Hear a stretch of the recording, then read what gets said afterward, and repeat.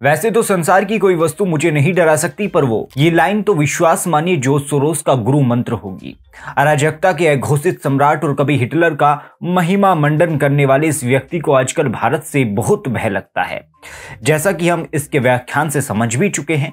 परंतु इतना भय कि हिंदू राष्ट्रवादियों को कुचलने के लिए ट्विटर को भड़काना। नमस्कार, टीएफआई पर आपका हार्दिक स्वागत है और मैं योगेश शर्मा आपको अवगत कराऊंगा कि कैसे जॉर्ज सोरोस द्वारा पलवित पोषित कंपनी के इशारों पर ट्विटर के पुराने प्रशासनिक बोर्ड ने हिंदू राष्ट्रवाद को मानो अपराध घोषित कर दिया था। तो अविलंब आरंभ करते हैं। इन दिनों ट्विटर पर मानो बहार है, यहाँ कोई भी कुछ भी लिख सकता है और अपने विचार सुविधानुसार प्रकट कर सकता है। पर कुछ महापूर्व ऐसा सोचना भी ट्विटर पर पाप था, विशेषकर इसके प्रशासनिक बोर्ड के लिए, जिसका संचालन भारतीय मूल के टेक्नोक्रेट विजय गड्डे के हाथ में था।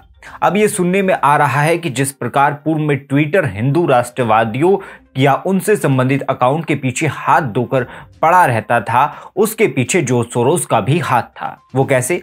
हाल ही में अटलांटिक काउंसिल का digital forensic research lab 40,000 Twitter account sensor करवाना चाहता था। इस लैब को अमेरिकी सरकार से फंड मिलता है। स्वतंत्र पत्रकार और लेखक मैट टेबी ने अपने ट्विटर फाइल्स के जरिए नए संस्करण में इसका खुलासा किया है। इन अकाउंट्स को हिंदू राष्ट्रवाद और विशेषकर बीजेपी से जुड़ा बताते हुए डीएफआरएल ने कार्रवाई को कहा था। जी हां, आपने बिल्कुल ठीक सुना। डीएफआरएल के अनुसार यदि अकाउंट भाजपा या सनातन संस्कृति का तनिक भी समर्थन करे तो उस पर अविलंब कार्रवाई होनी चाहिए। परंतु इसका जॉर्ज सोरोस से क्या नाता और इससे हमारे देश को किस प्रकार का नुकसान हो रहा था? बता दें कि डीएफआर लैब को यूएस स्टेट डिपार्टमेंट यानी अमेरिकी विदेश मंत्रालय द्वारा वित्त पोषित किया जाता था। बता दें कि अमेरिकी विदेश विभाग की इकाई के रूप में सूचीबद्ध डीएफआर लैब को अमेरिकी सरकार और ग्लोबल एंगेजमेंट सेंटर द्वारा बढ़ावा दिया गया और जीईसी को पूर्व अमेरिकी राष्ट्रपति बराक ओबामा के कार्यकाल के अंतिम वर्षों में बनाया गया था। परंतु जब जॉर्ज सोरोस द्वारा गैर वामपंथी साइट्स को निष्क्रिय करने की साजिश का खुलासा हुआ तो इस संस्था को जॉर्ज सोरोस से अपने नाते तोड़ने पड़े थे। तो फिर समस्या क्या है? असल में ट्विटर फाइल्स की नई कड़ी के अनुसार डीएफआरएल ने इन अकाउंट्स को बैन या शैडो बैन करने के लिए ट्विटर को ईमेल भेजा था। इससे डीएफआरएल की बीजेपी और राष्ट्रवादियों के प्रति घृणा का पता चलता है। टेबी ने दावा किया है कि वर्ष 2021 में डीएफआरएल के मैनेजिंग एडिटर एंडी गार्विन ने 40,000 भारतीय ट्विटर हैंडल्स की लिस्ट जारी कर उन पर भाजपा के वर्कर या पेड कर्मचारी होने और हिंदू राष्ट्र के समर्थक होने का आरोप लगाते हुए बैन या शैडो बैन करने की मांग की थी। परंतु बात यहीं तक सीमित नहीं थी। इस सूची के अंतर्गत वाराणसी हवाई अड्डे, उत्तर प्रदेश सरकार के एमएसएमई विभाग और केंद्रीय मंत्री पीयूष गोयल के कार्यालय के आधिकारिक ट्विटर हैंडल को भी सेंसर करने की मांग की गई थी।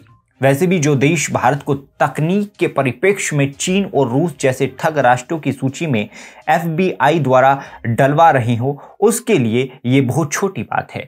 अब टेबी के अनुसार लिस्ट में कुछ ऐसे अमेरिकियों के नाम भी थे जिनमें से कई का भारत से कोई संबंध नहीं था और भारतीय राजनीति के बारे में उन्हें कोई जानकारी नहीं थी। हालांकि ट्विटर ने उस वक्त इन अकाउंट्स पर कोई कार्रवाई नहीं की थी। ऐसे में जब कुछ उपभोक्ताओं ने इन दोहरे मापदंडों का विरोध किया तो ट्विटर के तत्कालीन ट्रस्ट एंड सेफ्टी प्रमुख यूएल रोथ ने ये कहते हुए ट्विटर अकाउंट्स पर कार्रवाई करने से इनकार कर दिया कि अकाउंट वास्तविक लोगों के हैं। अब 40,000 की लंबी लिस्ट में से कुछ ऐसे भारतीयों के अकाउंट की जानकारी मिली है जिस पर अमेरिकी वित्त पोषित संस्था द्वारा कार्रवाई की मांग की गई थी। इनमें अशोक गोयल, बेबी कुमारी बीजेपी, कपिल मिश्रा, किशोर अजवानी, नवीन कुमार जिंदल, पीयूष गोयल, तेजिंदर पाल सिंह बग्गा जैसे भाजपा कार्यकर्ताओं और राष्ट्रवादियों के नाम शामिल हैं।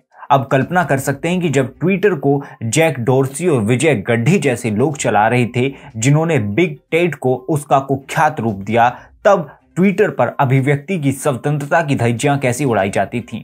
परंतु प्रश्न तो अब भी व्याप्त है, जॉर्ज सोरोस को आखिर हिंदू राष्ट्रवाद से इतना भय क्यों?